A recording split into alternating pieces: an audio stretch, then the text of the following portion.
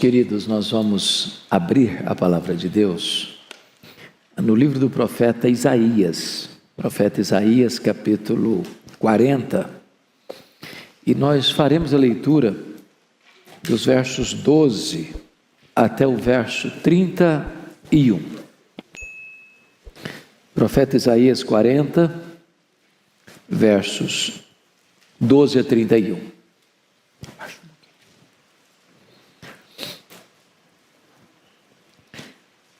Eu peço que depois da leitura você mantenha a sua Bíblia aberta comigo nesta passagem.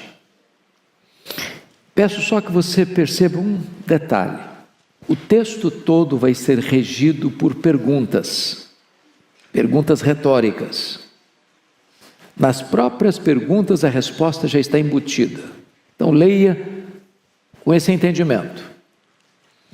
Ele está tratando da majestade de Deus e ele diz assim: quem na concha de sua mão mediu as águas e tomou a medida dos céus a palmos?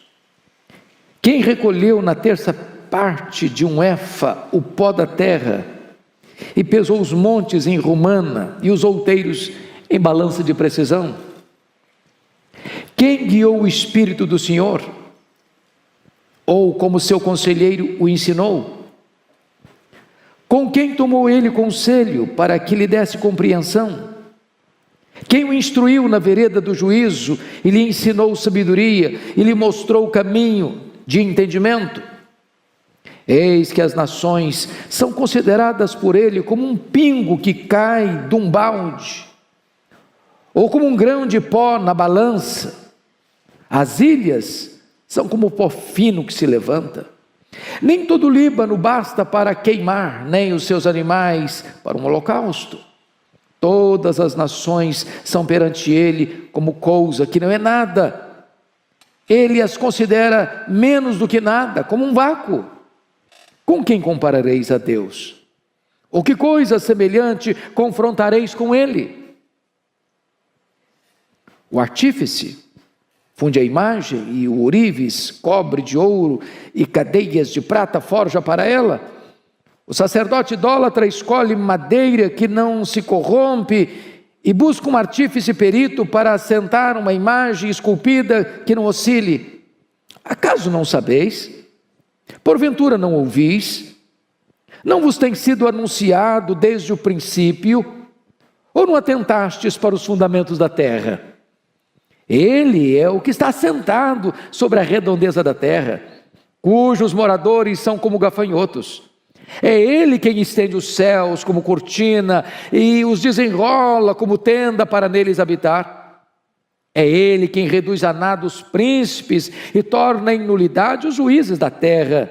Mal foram plantados e semeados, mal se arraigou na terra o seu tronco, já se secam, quando um sopro passa por eles e uma tempestade os leva como palha.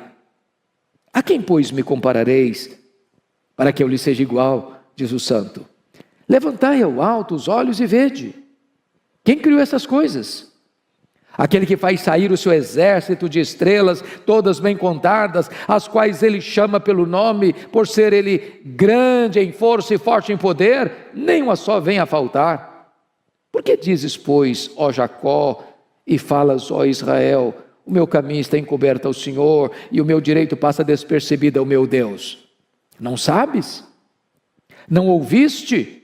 Que o eterno Deus, o Senhor, o Criador dos fins da terra, nem se cansa, nem se fatiga? Não se pode esquadrinhar o seu entendimento. Faz forte ao cansado e multiplica as forças ao que não tem nenhum vigor. Os jovens se cansam e se fatigam, e os moços de exaustos caem.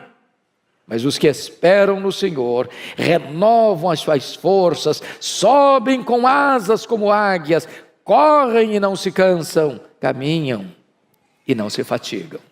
Amém. Aleluia. Irmãos amados, eu gostaria hoje de pensar com vocês como nós poderemos ter a nossa força renovada, a nossa esperança revitalizada, a nossa alegria remoçada. O profeta Isaías, ele está tratando aqui da majestade de Deus, da grandeza de Deus, da soberania de Deus. E eu não encontro nenhuma razão mais eloquente do que esta para termos uma igreja viva e uma igreja forte. A Bíblia diz que o povo que conhece a Deus é um povo forte e um povo ativo. A W. Tozer, que foi talvez um dos mais importantes escritores do século passado, ele diz que o maior problema da igreja, e ele está falando da igreja do século passado, e nós falamos da igreja de hoje, é que muitas vezes nós passamos a maior parte do tempo olhando para o nosso próprio umbigo, tomando o nosso próprio pulso. Se nós conhecermos a Deus, prosseguirmos em conhecer a Deus, isso é a própria essência da vida eterna. Foi Jesus quem disse: a vida eterna é esta, é conhecer a Deus e conhecer a Jesus Cristo, a quem tu enviaste. Mas quem é o nosso Deus? Quão grande é o nosso Deus? Quão poderoso é o nosso Deus? Quão digno de confiança é o nosso Deus? Quão digno de honra e glória é o nosso Deus? Pois bem, no texto que nós acabamos de ler, ele vai mostrar para nós a grandeza desse Deus. Primeiramente, notem comigo, em relação à própria criação que existe. Notem, por favor, o versículo 12, o que está escrito: quem na concha da sua mão mediu as águas e tomou a medida dos céus a palmos? Quem recolheu na terça parte de um éfa o pó da terra e pesou os montes em romana e os outeiros em balança de precisão? Ele está usando uma linguagem poética, mas ele está usando uma figura para nós incompreensível. Vejam vocês, mediu as águas na concha da sua mão? Se você pensar no Pacífico, no Atlântico, no Índico, no Mediterrâneo, nos mares, nos rios, pensa o que é isso? Tente esvaziar o Atlântico aí com um baldinho, veja quanto tempo você vai levar. É incompreensível para nós entender que ele tomou a medida dos céus a palmos.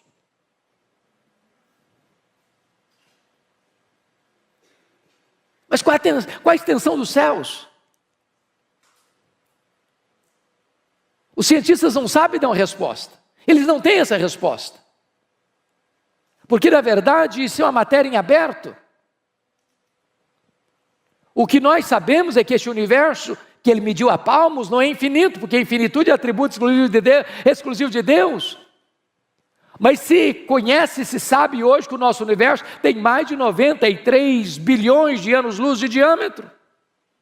Se você voasse na velocidade da luz, 300 mil quilômetros por segundo, você demoraria mais de 93 bilhões de anos para ir de uma extremidade à outra, e ele mediu tudo isso a palmos.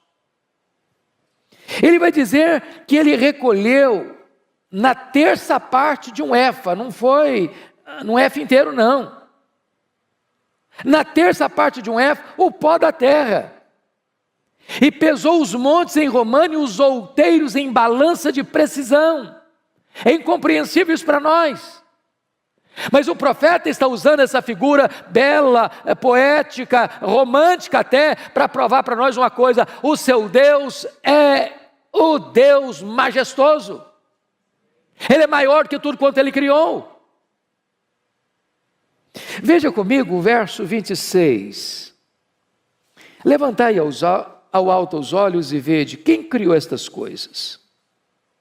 Aquele que faz sair o seu exército de estrelas, todas bem contadas, as quais ele chama pelo nome, por ser ele grande em força e forte em poder, nenhuma só delas vinha a faltar. É outra coisa espantosa. Porque os cientistas dizem que tem mais estrelas no firmamento que todos os grãos de areia de todas as praias e desertos do nosso planeta. Ele não apenas criou todas elas, ele batizou cada uma delas pelo nome.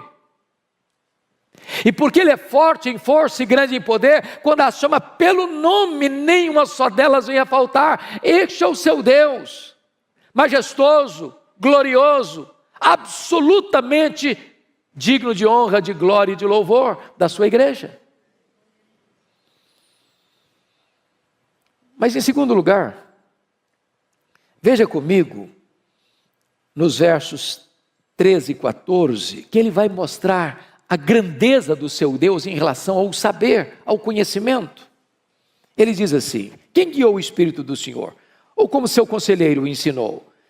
Com quem ele tomou conselho para que lhe desse compreensão? Quem o instruiu na vereda do juízo e lhe ensinou sabedoria e lhe mostrou o caminho do entendimento? Ele está perguntando em outras palavras para nós assim: em que escola ele estudou? Qual foi a faculdade que ele fez? Onde ele fez a sua pós-graduação? Onde ele fez seu mestrado? Onde ele fez seu doutorado? Onde ele fez seu pós-doutorado? Quem foi o professor de Deus? Quem instruiu a ele? Quem ensinou a ele? Quem deu a ele conhecimento? E aqui está algo tão sublime, porque todo saber procede de Deus, toda ciência emana de Deus. Ele é a fonte de todo conhecimento, Ele é a fonte de todo saber. É por isso que nós, povo de Deus, não desprezamos o nosso cérebro, nós não jogamos o nosso cérebro fora. É por isso que nós valorizamos toda a ciência, todo o saber, porque toda a ciência, todo o saber e toda a verdade procede de Deus, porque Ele é a fonte de todo o saber, de todo o conhecimento, de toda a ciência. Nós sabemos fragmentadamente, Ele sabe completamente. Nós sabemos parcialmente, Ele sabe o todo. Nós conhecemos em parte, mas então Ele conhece tudo, e haverá um dia em que Ele vai abrir para nós o painel do saber, e nós conheceremos como também somos conhecidos. Esse Deus é digno de honra e de glória.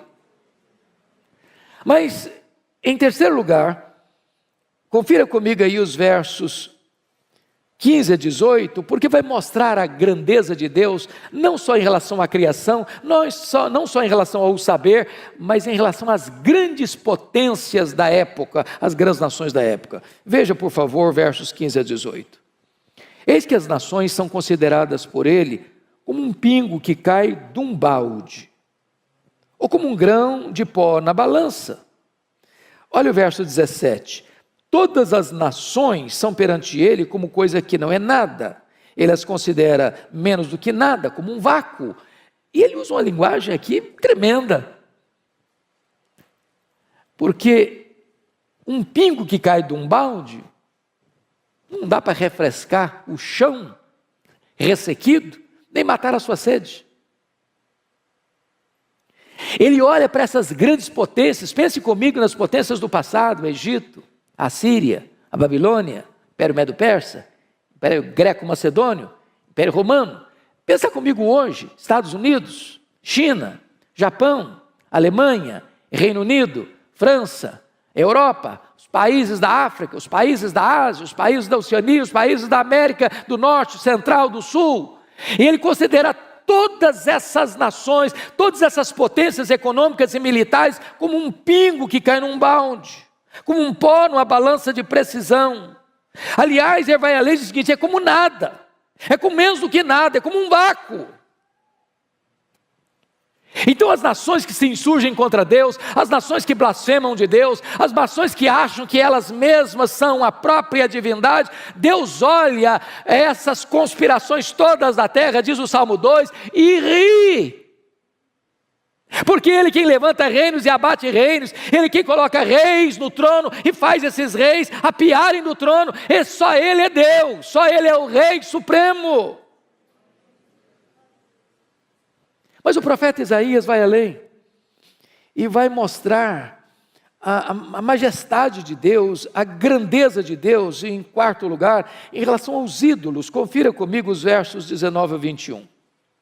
O artífice funde a imagem, o ourives a cobre de ouro e cadeias de prata forja para ela. O sacerdote idólatra escolhe madeira que não se corrompe e busca um artífice perito para assentar uma imagem esculpida que não oscile. Acaso não sabeis? Porventura não ouvis, não vos tem sido anunciado desde o princípio, ou não atentastes para os fundamentos da terra? Ele está agora comparando Deus, o nosso Deus, o único Deus vivo e verdadeiro, com os ídolos dos povos. Quando Deus tirou o seu povo de Israel do Egito, por que mandou 10 pragas? Poderia ter sido 2, 3, 4, 5, 6. Por que 10? Porque cada praga daquela desbancava uma divindade do panteão egípcio. Ele está mostrando que só Ele é Deus, que os deuses dos povos são deuses falsos, não são deuses de verdade. Quando você olha o Império Assírio, ele tinha muitos deuses. Quando você olha o Império Babilônio, ele tinha muitos deuses. Quando você olha o Império Medo-Persa, tinha muitos deuses. Quando você olha o Império Grego, tinha um panteão de deuses gregos. Quando você olha o Império Romano, tinha um panteão de deuses romanos. Mas só Deus é Deus. Aquilo que os homens chamam de deuses, aquilo que os homens dizem que esse é o padroeiro, esse é o protetor, essa é a protetora, não protegem eles mesmos. São feitos por mãos humanas, de barro, de gesso, de pedra, de pau. Mas o nosso Deus reina, o nosso Deus é soberano, Ele é o Deus autoexistente, Ele é o Deus infinito, Ele é o Deus imenso, Ele é o Deus eterno, Ele é o Deus imutável, Ele é o Deus onipotente, Ele é o Deus onipresente, Ele é o Deus onisciente, Ele é o Deus transcendente, Ele é o Deus soberano, só Ele é Deus. Mas o profeta Isaías vai além. Vai mostrar para nós agora a grandeza deste Deus em relação aos governantes da época, os príncipes da época. Olha o que ele vai dizer nos versos 22 a 25. Ele é o que está assentado sobre a redondeza da terra, cujos moradores são como gafanhotos. É Ele quem estende os céus como cortina e os desenrola como tenda para neles habitar. É Ele quem reduz a nada os príncipes e torna em nulidade os juízes da terra. Mal foram plantados e semeados, mal se arraigou na terra o seu tronco, já se secam quando um sopro passa por eles, e uma tempestade os leva como palha. Onde está a soberba dos faraós? Onde está Senaqueribe? Onde está Nabucodonosor? Onde está Ciro o Grande? Onde está Dario I? Onde está Alexandre o Magno? Onde estão os Césares de Roma? Onde está Júlio César? Onde está César Augusto? Onde está Tibério César? Onde está Calígula? Onde está Cláudio? Onde está Nero? Onde está Domiciano? Onde está Décio? Onde está Diocleciano? Onde estão os grandes imperadores? Onde estão os grandes reis? Eles sobem ao poder, eles descem ao poder, a flecha da morte os atinge lá nos seus palácios, mas o nosso Deus reina, o nosso Deus reina, o nosso Deus reina, só Ele é Deus. E agora, o profeta Isaías vai mostrar para nós as implicações disso. Porque se eu creio nesse Deus, que é soberano, que é majestoso, isso tem implicações. Tem implicações. Então vejam comigo como é que Isaías vai aplicar isso no verso 27. Porque, pois, dizes, ó Jacó, e falas, ó Israel, o meu caminho está encoberto ao Senhor, e o meu direito passa despercebido ao meu Deus. Aí você começa a perceber que as próprias queixas do povo tinha a ver com o fato, o povo não estava conhecendo o seu Deus. Aliás, lá no começo do livro, Isaías diz que o boi e o jumento conhecem o seu dono. Mas o povo de Israel não estava conhecendo o seu Deus. Se nós não conhecermos a Deus, irmãos, nós seremos um povo fraco, tímido, acovardado. Nos assustaremos com qualquer barulho produzido pelos homens. E aí o profeta pergunta assim: por que dizes, ó Jacó, e falas, ó Israel, o meu caminho está encoberto ao Senhor, o meu direito passa despercebido ao meu Deus? Nota que são duas queixas graves contra Deus. A primeira delas é que Deus não está notando o que está acontecendo. A segunda é que Deus é injusto. Porque se o meu caminho está encoberto ao Senhor, é porque não é onisciente, é porque não sabe, é porque não vê, é porque Ele é limitado. Agora, quando Ele diz aqui que o meu direito passa despercebido ao meu Deus, está dizendo, Deus é injusto, eu mereço e Deus não me dá. Eu estou passando por uma situação que eu não mereço passar. Eu mereço coisa melhor. Eu devia ter coisa melhor. E Deus não está me dando o que eu mereço.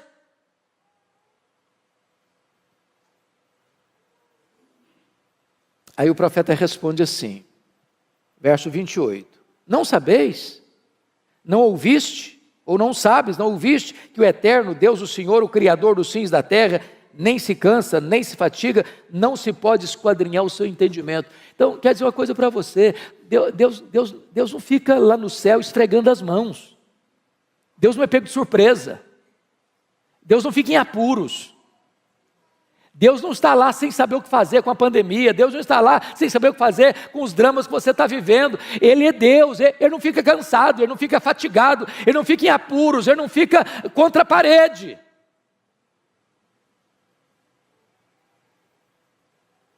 Mas notem uma coisa, não se pode esquadrinhar o seu entendimento. Sabe o que significa isso, irmãos? Tem muita coisa na vida que eu não vou conseguir explicar, pastor Erival não vai conseguir explicar, você não vai conseguir entender, você não vai conseguir explicar. Porque se eu pudesse entender Deus no seu aspecto pleno, eu seria igual a Ele, eu não seria Deus. Eu sempre serei limitado. Os atributos incomunicáveis de Deus nós não teremos nem no céu. Há coisas que você e eu não vamos entender. Eu fico olhando a história do Jó, por exemplo, que foi golpeado na vida financeira, na saúde, no casamento, nas amizades e com os filhos. E o que Jó fez? Ele perguntou, ele quer saber. Ele fez 16 perguntas, por quê, por quê, por quê, por quê, por quê? Ele fez 34 queixas contra Deus, e a resposta de Deus para ele foi o silêncio. E quando Deus falou, Deus não respondeu nenhuma das 16 perguntas, nenhuma das 34 queixas, ao contrário, Deus fez 70 perguntas para ele. A Bíblia diz que Deus o restaurou, mas Deus não explicou. O que Deus promete para você é restauração, nem sempre explicação. Às vezes você diz assim, pastor, é verdade, eu vou chegar lá no céu com a minha listinha de perguntas, eu vou querer saber muita coisa. Não vai querer nada. Não vai querer nada, sabe por quê? O céu é autoexplicativo. Primeiro instante que você chegar no céu, todas as suas dúvidas terão sido dissipadas. Lá não tem interrogações, lá não tem perguntas, lá tem respostas. Lá nós conheceremos como somos conhecidos. A nossa leve e momentânea tribulação aqui produzirá para nós eterno peso de glória, acima de toda comparação. Mas ele prossegue no texto, confira comigo no verso 29, quando ele diz assim, esse Deus faz forte ao cansado e multiplica as forças ao que não tem nenhum vigor. Talvez você está hoje aqui, meu irmão, de tanque vazio. Talvez você está aqui andando na reserva. E eu quero dizer para você que Deus trouxe você aqui nesta noite para dar uma B12 na sua veia espiritual. Deus trouxe você aqui hoje para dizer o seguinte, olha meu irmão, você não precisa andar fraco e abatido não, você pode ser fortalecido, o Deus Todo-Poderoso é o seu Deus, é o seu Pai, e Ele está aqui hoje para fortalecer você, levantar você. Ele diz no verso 30, confira comigo, os jovens se cansam e se fatigam, e os moços exaustos caem. O que ele está dizendo?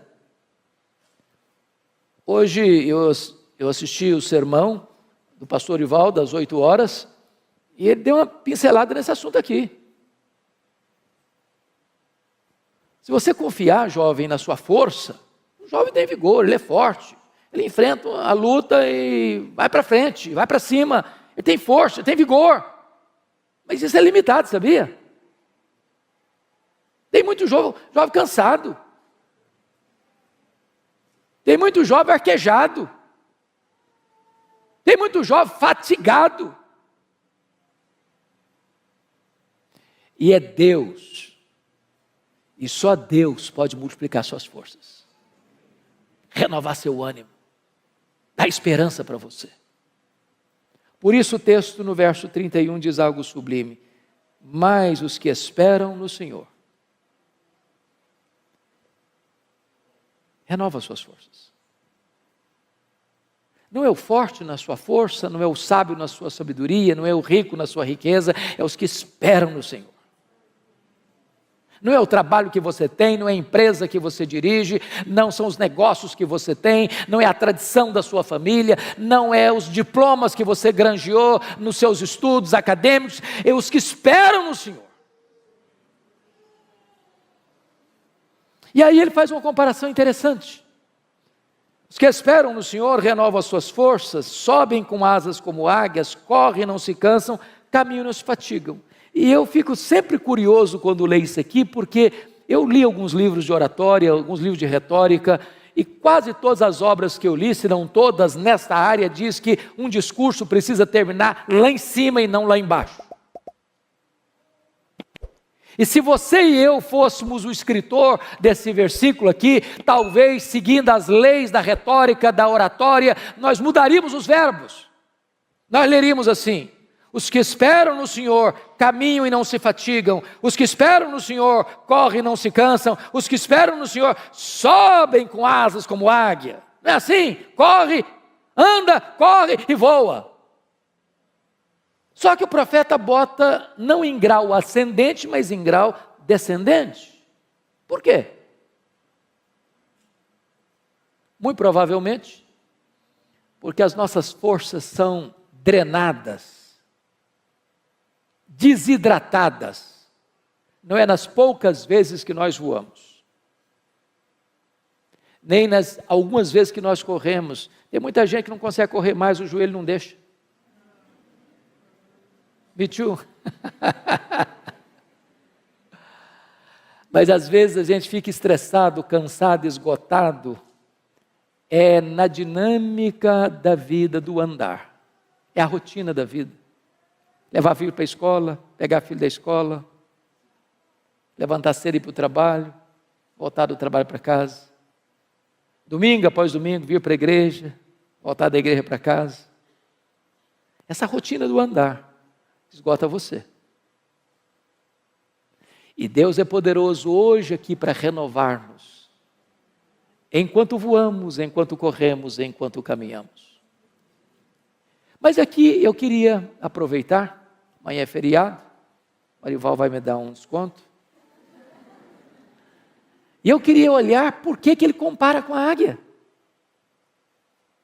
Os que esperam no Senhor renovam as suas forças como águia, sobem com asas como águia. Por que ele está usando a figura da águia? Por que ele está nos trazendo esse tipo da águia? Primeiro, porque no mundo inteiro, irmãos, a águia é símbolo de otimismo, de força, de garra. E eu queria falar para você que se você espera no Senhor, você precisa ter um otimismo indestrutível. Crente não pode ser desanimado, crente não pode ser pessimista, crente não pode ficar puxando para trás. Crente não pode ficar olhando a vida de óculos escuros. Nós somos como a águia. Há pouco tempo, quer dizer, não, pouco tempo relativo, alguns anos, entrou no meu gabinete uma mulher chorando muito. E quando ela acalmou, eu disse: filha, o que está acontecendo? Ela disse: pastor, eu estava saindo de casa para vir para cá, e a minha vizinha pulou do 10º andar do apartamento dela, do prédio dela, se esborrachou no asfalto. E eu perguntei: mas que conexão tem isso com a sua vinda aqui? Ela me disse: é porque eu estou querendo fazer a mesma coisa, mas não tenho coragem. Eu falei: mas por que você quer se matar? Ela me respondeu: porque eu sou um problema. Eu perguntei: mas por que você acha que você é um problema? Porque o meu pai sempre me disse que eu era um problema. Aí eu saí de casa para me casar com o primeiro pretendente. Falei: o que aconteceu? Meu marido dizia as mesmas palavras do meu pai: você é um problema. Pastor, eu sou um problema. Falei: mas o que você fez? Falei: eu me divorciei dele, me casei de novo. Falei: o que aconteceu? O segundo marido dizia que eu era um problema.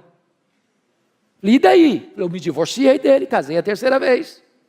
Falei: o que está acontecendo? O meu terceiro marido me diz que eu sou um problema. Pastor, eu sou um problema, eu não mereço mais viver, eu não posso mais viver, eu quero me matar. Eu senti compaixão por aquela mulher e disse para ela 3 coisas. Ela é uma mulher cristã, membro de uma igreja evangélica. Eu Ele disse: filha, 3 coisas eu preciso lhe dizer. Primeiro, você não é o que as pessoas dizem que você é. Segundo, você não é o que você pensa que você é. Terceiro, você é quem Deus diz que você é. Quem você é? Você foi criado à imagem e semelhança de Deus.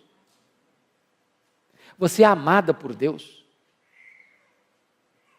Deus amou você e deu o seu filho para morrer em seu lugar. Você é a menina dos olhos de Deus.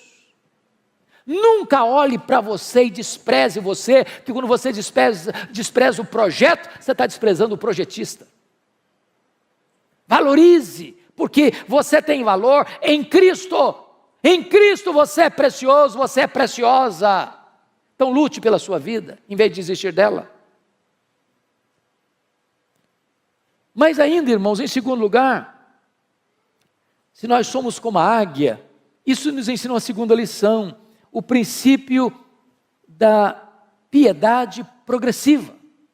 Diz os estudiosos que a águia sempre gosta de voar alto, alto, alto, sempre um pouquinho mais alto.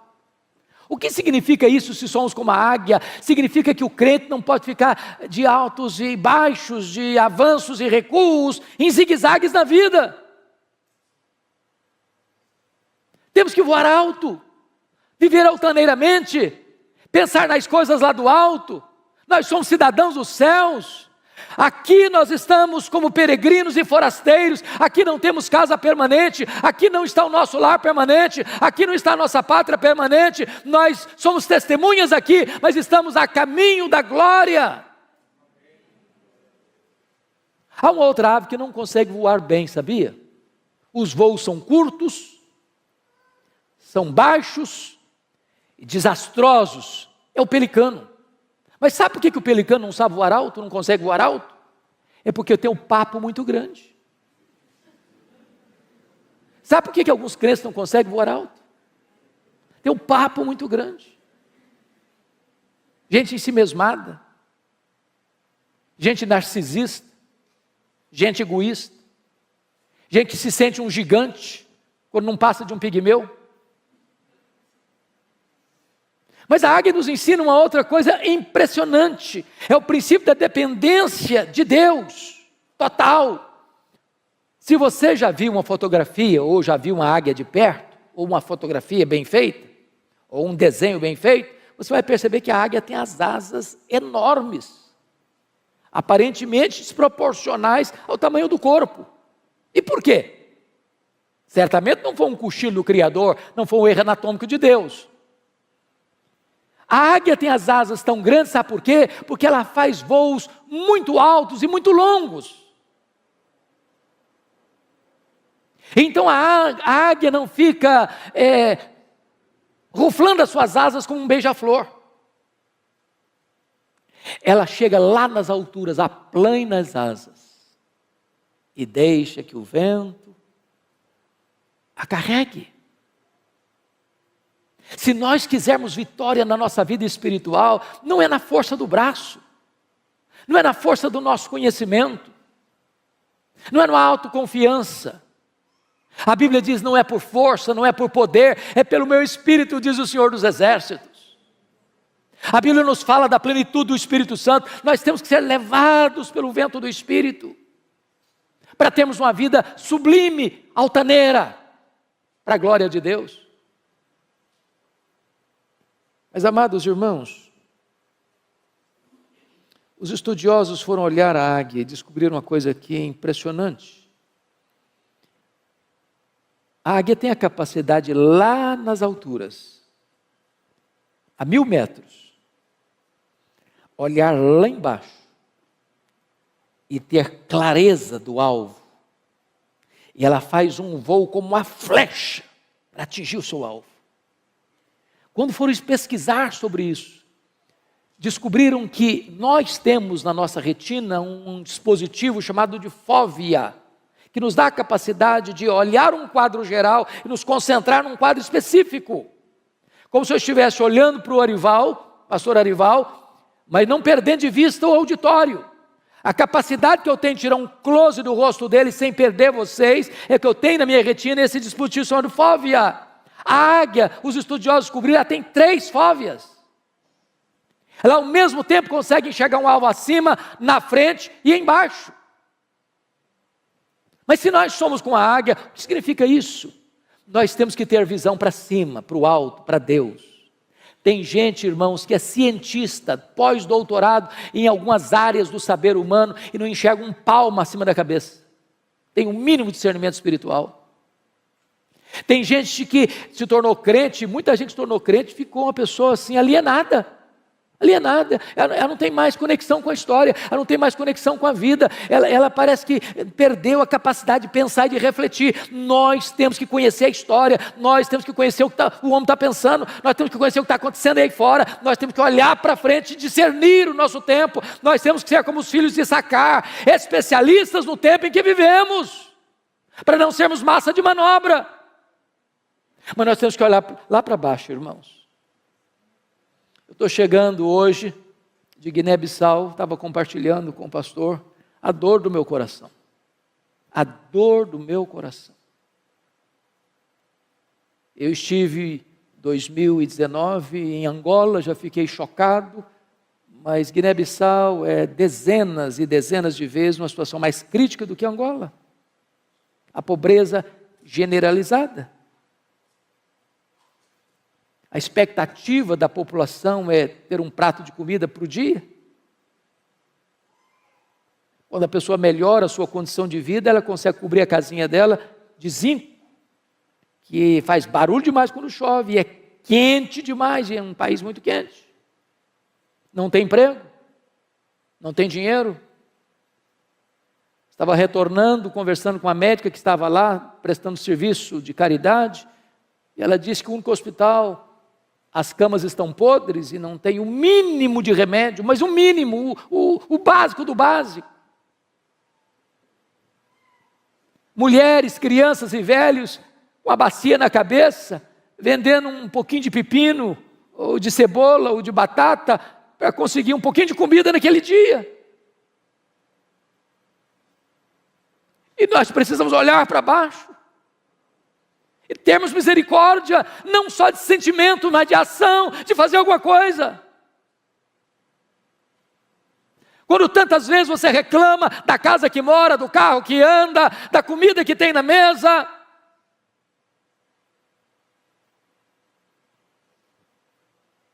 Mas ainda, irmãos, me permita 2 coisas para encerrar.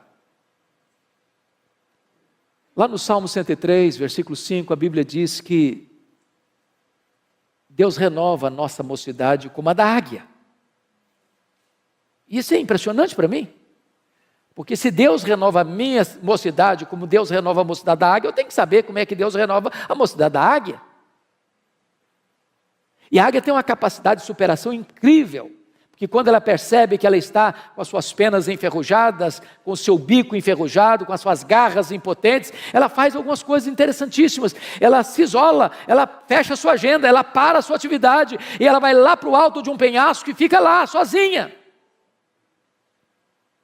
Tem hora, amado irmão, que nós precisamos dar uma parada, para saber por que eu estou fazendo o que eu estou fazendo. Não tem nada mais perigoso do que o ativismo, sem reflexão. Deus não nos chamou prioritariamente para fazer a sua obra, Deus nos chamou prioritariamente para andarmos com Deus da obra. Tem hora que é preciso fazer um retiro, não na direção de uma coletividade, mas da solidão, talvez da solidão do seu quarto. A águia, ela mesma tira as suas penas enferrujadas.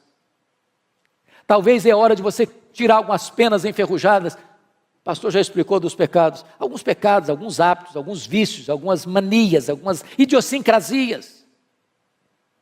Que se grudaram, que viraram hábito, que viraram vício. Que é preciso tirar. Vai doer, vai sangrar, mas enfrente isso se você quer ser restaurado por Deus. A águia amola o bico na pedra para tirar aquela ferrugem. Irmãos amados, se nós queremos restauração de Deus, nós precisamos afiar o bico, sabia?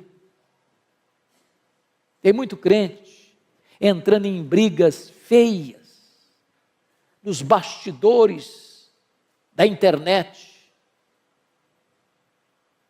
Brigas horríveis, falam mal uns dos outros, criando contenda uns com os outros. Está na hora de parar com isso, não perder tempo com isso, para ler um pouco mais a nossa Bíblia, orar um pouco mais, buscar mais a Deus, consagrar-nos mais, usar melhor o nosso tempo. A águia bate com as garras na pedra, para que aquelas garras frágeis caiam e possam surgir novas garras fortes. Nós precisamos de armas, não enferrujadas, mas poderosas em Deus, para destruir fortalezas e anular sofismas. Quando a águia termina todo esse processo, daqui a pouco ela vai se remoçando, as penas vão nascendo, o bico vai nascendo, as garras vão nascendo, e ela sai de lá completamente remoçada para dar início novamente às suas atividades. Mas eu quero concluir, porque está escrito lá em Jó, talvez se você pudesse conferir comigo, Jó capítulo 39, e esse é um dos textos mais incríveis da Bíblia, versículo 27 e 28, está escrito assim em Jó 39, 27 e 28. Ou é pelo teu mandado que se remonta a águia e faz alto o seu ninho, habita no penhasco onde faz a sua morada, sobre o cume do penhasco, em lugar seguro. Olha que lição, se nós somos como a águia. A águia coloca o ninho dos seus filhos no alto dos penhascos, longe dos predadores. Meus irmãos, se existe uma geração que tem predador de criança, é a nossa geração.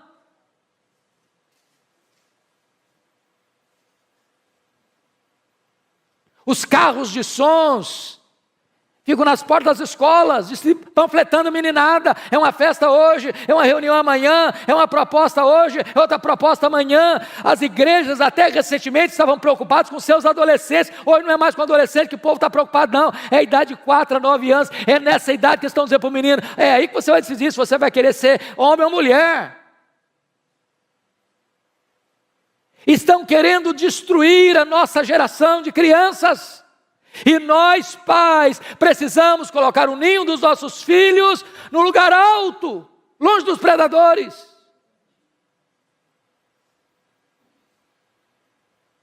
Agora vá comigo para Deuteronômio 32, 11, porque tem outra lição importante lá, sobre a águia, essa questão do cuidado da família.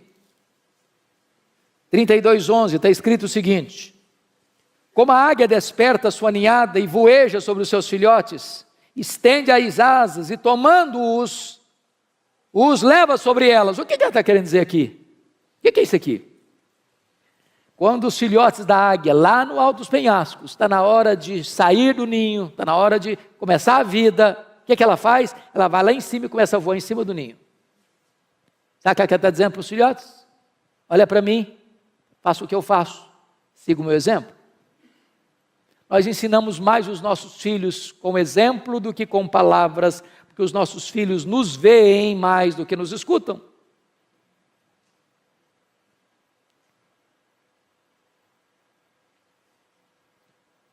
Mas talvez você pergunte, pastor, eu sou um pai exemplar, eu sou uma mãe exemplar e eu estou tendo problema em casa. Eu admito isso. Às vezes a gente tem que pegar mais leve com alguns pais. Porque eu vejo um Samuel tendo filhos complicados. Eu vejo um Davi tendo filhos complicados. Eu vejo um rei Ezequias tendo um filho muito complicado. Mas o que a águia faz quando os filhos não querem seguir o exemplo? Ela vai lá no ninho, tira o capim macio, deixa só os espetos. Tem hora que a única linguagem que os filhos vão entender é a linguagem da disciplina. E, por favor, não entenda que eu estou falando de espancar filho, de agredir filho, de achatar a autoestima do filho, não é isso que eu estou falando. Mas todo filho, toda filha precisa de disciplina. Disciplina é um ato responsável de amor. Todo filho, toda filha precisa de limites. Que horas vai sair? Aonde vai? Com quem vai? O que vai fazer? Que hora volta? Filhos sem limites vão ser o desgosto dos pais. Mas alguém pergunta, pastor, e se os filhos nem a disciplina aceitam e se recusam a ser corrigidos? O que se faz? A águia toma uma atitude radical. Ela arranca o filho do ninho e joga no espaço. Filhote que nunca voou, não sabe voar, vai dando cambalhotas. E ela deixa, até fazer o que ela faz aqui. Estende as asas, tomando-os, os leva sobre ela. E ela faz isso uma, faz isso duas, faz isso 5, faz isso 10 vezes, até que o filhote aprende a voar sozinho. A lei da águia é esta: meu filho precisa ser meu discípulo. Eu não desisto dos meus filhos, eu não abro mão dos meus filhos. Aqui está um princípio espiritual. Não abra mão dos seus filhos, não desista de seus filhos. Você não gerou filho para a morte, você não gerou filho para o cativeiro, você não gerou filho para povoar o inferno. Seus filhos são herança de Deus. Lute por eles, chore por eles, ore por eles, jejue por eles, não desista deles.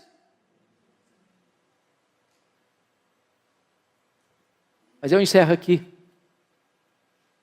contando para vocês um fato que marcou minha vida, quando li essa história, há muitos anos. Aconteceu no Rio de Janeiro. Uma escola militar, de orientação militar, filho de um militar. Esse menino chamava Netinho. E um dia a professora do Netinho, ele era um pré-adolescente, foi abordado pela sua professora, porque a professora entendeu que ele estava colando na prova. Tomou a prova dele, deu 0, chamou os pais e expôs a situação diante do menino. Os pais ficaram muito aborrecidos com o filho, o menino muito envergonhado. Na volta para casa, o Netinho disse: papai e mamãe, eu posso explicar o que aconteceu? Os pais disseram: não, nós estamos com vergonha do que você nos fez passar, você não tem o direito de falar conosco. E o menino murchou, encolheu, rendido a uma grande tristeza. Passou uma semana: papai e mamãe, posso falar com vocês? Não, você não tem o direito de falar conosco. E o menino se entregou a uma profunda tristeza. Depois de uns 15 dias, o menino muito triste, sem poder falar com os pais, o pai pegou a mãe, foram ao supermercado fazer compra, deixou o revólver, ele era militar, em cima da geladeira. Netinho pegou um papel, pegou uma caneta, começou a escrever uma carta. Diz: papai e mamãe, me perdoem, mas eu não suportei a dor de não poder olhar nos olhos de vocês e falar com vocês. Falar que eu fui inocente. A minha professora se equivocou. Mas eu não tive o direito de me defender, nem mesmo com vocês. Eu não aguentei essa dor, me perdoem. Pegou o revólver do pai, deu um tiro na cabeça. Quando os pais chegaram, o Netinho estava caído numa poça de sangue, com o revólver de um lado, a carta do outro. E aquilo mexeu com a nação brasileira, trazendo um alerta para nós. Nossos filhos não são perfeitos, como nós não somos perfeitos. Se eles errarem, precisamos perdoá-los. Nós temos que ter comunicação aberta com os nossos filhos, para ouvi-los, e ajudá-los, e a encorajá-los, e a soerguê-los, e a dar a eles a oportunidade de botar o pé na estrada e continuar caminhando para a glória de Deus.